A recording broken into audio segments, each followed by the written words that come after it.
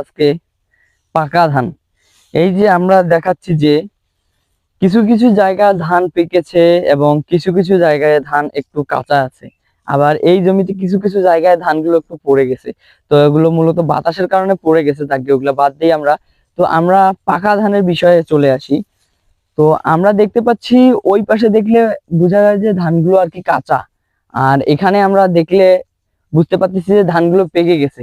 তো মূলত এর রহস্য কি আমি বলতে পারতেছি না, তো আপনারাই কমেন্টে বলেন। এবং ধান ধান একটি বাঙালির অতি পরিচিত ক্ষেত। চাষিরা প্রতিনিয়তই ধান চাষ করে যাচ্ছে। বাংলাদেশ একটি কৃষি প্রধান দেশ হিসেবে ধান আমাদের অতি পরিচিত, যাকে সবাই চেনে, গ্রামে শহরে সবাই জানে। আসলে এটা আমাদের অক্টোবর মাস, আজকে 19 তারিখ। এই সময়ে ধান পেকে গেছে মূলত। এটা হয়তো এরা খুব তাড়াতাড়ি লাগাইছে, এই কারণেই পেকে গেছে। তো এই সময় ধান পাকার কথা না, আর কিছুদিন হয়তো যাইতো, কিন্তু এগুলা ধান অক্টোবর মাসের 19 তারিখেই পেকে গেছে, আপনারা দেখতে পাচ্ছেন। তো এই ধানগুলো অতি তাড়াতাড়ি অতি শীঘ্র পাকার কারণ কি আমাদেরকে কমেন্টে আপনারা বলবেন।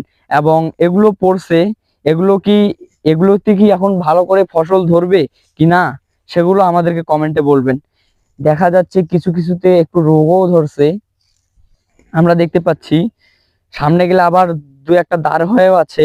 আবার কৃষক কি করছে, ধান মাঝখান দিয়ে একটু সরাই সরাই দিছে।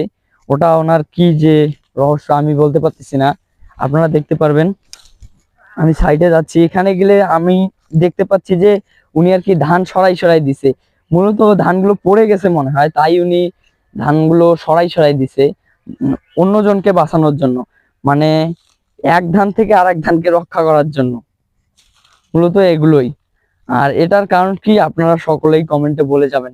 এগুলা পড়ছে, মানে একটু একটু করে রোগ ধরছে, এই রোগ ধরার কারণ কি